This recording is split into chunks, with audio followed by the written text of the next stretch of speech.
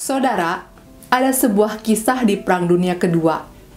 Dulu, setelah Prancis jatuh, tersiar kabar burung bahwa nasib Inggris akan juga kalah.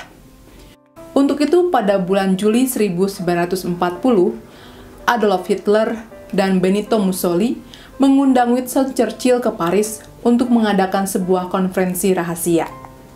Dikabarkan, mereka bertemu di sebuah meja teh di samping sebuah kolam ikan karp sejenis ikan gurame. Sang pemimpin Jerman itu membuka dialog dengan berkata, "Inggris sudah habis, Churchill. Tanda tangani dokumen pengakuan kalah ini, dan seluruh Eropa akan damai besok." Churchill berkata dengan tenang, "Saya tidak sependapat bahwa kami telah kalah dalam perang ini." Hitler menggebrak meja dan berteriak, "Ini konyol!" Churchill menimpali dengan pertanyaan, "Bagaimana kalau kita menyelesaikan masalah ini dengan suatu pertaruhan?" Hitler nampaknya tertarik sehingga kemudian bertanya, "Apa yang menjadi taruhannya?" Kemudian Churchill berkata, "Lihat ikan karp besar di kolam ini? Mari bertaruh bahwa yang pertama menangkap seekor tanpa menggunakan peralatan memancing biasa adalah pemenangnya." Hitler dan Mussolini nampaknya setuju dengan usulan itu, sehingga kemudian Hitler segera mencabut pistolnya dan menghabiskan seluruh pelurunya untuk menembaki ikan terdekat. Akan tetapi, saudara, ternyata air kolam tersebut membelokkan seluruh peluru-peluru itu, sehingga tidak ada seekor ikan pun yang kena. Melihat hal itu, berikutnya Mussolini memutuskan untuk melompat ke dalam air dan berusaha menangkap seekor ikan karp dengan tangan kosong, akan tetapi ia pun gagal menangkap ikan di dalam kolam. "Kini giliranmu, Churchill," kata Hitler. Mendengar hal itu, Churchill kemudian berjongkok di tepi kolam, lalu ia mencedokkan sendoknya ke dalam kolam dan melemparkan berulang-ulang air kolam melewati bahunya.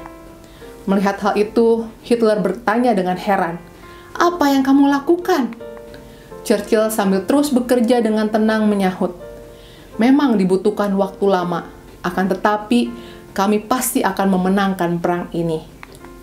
Saudara, kisah ini sekalipun adalah kabar burung, hingga kita tidak bisa memastikan kebenarannya, tetapi jelas bagi kita muncul satu pesan yang penuh hikmat di dalamnya, yaitu bicara soal ketekunan.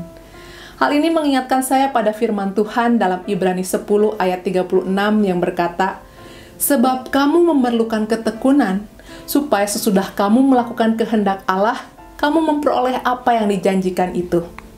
Saudara, kita tentu tahu bahwa tekun artinya memiliki ketetapan hati yang kuat atau teguh untuk bersungguh-sungguh hingga fokus dan konsisten serta tidak mudah putus asa. Semua hal itu akan membuat kita berhasil melakukan tugas panggilan yang Tuhan percayakan. Dan jika kita mencari contoh pribadi tekun, maka kita akan menemukan Tuhan Yesus menjadi contoh terbaik. Mengapa saya katakan demikian? Sebab kita semua menikmati buah ketekunan Yesus. Kita tidak boleh lupa bahwa dalam menggenapi janji keselamatan di dunia, Yesus telah mengalami banyak tantangan dan rintangan. Lihat saja bagaimana Injil bersaksi betapa banyaknya upaya iblis untuk menggagalkan rencana keselamatan itu dengan berbagai bentuk dan usaha. Mulai dari rencana pembunuhan yang dilakukan oleh Herodes di awal kehadiran bayi Yesus di dunia. Iblis juga berusaha untuk membelokkan fokus panggilan Yesus ketika ia telah menyelesaikan masa berpuasanya selama 40 hari di padang gurun. Dan tidak hanya itu, iblis juga memakai Yudas murid Yesus untuk menghalang-halangi peristiwa salib terjadi, serta masih banyak hal lain yang terus dan menerus iblis lakukan. Akan tetapi, kita bisa melihat semua upaya iblis itu tidak berhasil karena Tuhan Yesus tidak mudah teralihkan. Yesus tidak mudah tergiur, dan yang terpenting, Yesus tidak mudah berputus asa. Untuk itu, saudaraku, jelas firman Tuhan kali ini mendorong kita sebagai anak-anak Allah untuk juga hidup dalam ketekunan. Ingat, untuk hidup yang berkenan di hadapan Allah, kita tidak boleh pasif dalam menjalankan tugas panggilan. Untuk itu, tetaplah fokus, jangan gampang teralihkan, jangan gampang tergiur tawaran dunia, dan yang terakhir, jangan gampang menyerah. Sebab lewat ketekunan yang saudara dan saya lakukan, biarlah peperangan dengan semua kuasa-kuasa jahat yang coba menghalangi keselamatan dinyatakan di atas muka bumi ini, pasti dapat kita menangkan bersama dengan Tuhan. Untuk itu, kiranya Tuhan menyertai dan memberkati kita semua. Amin.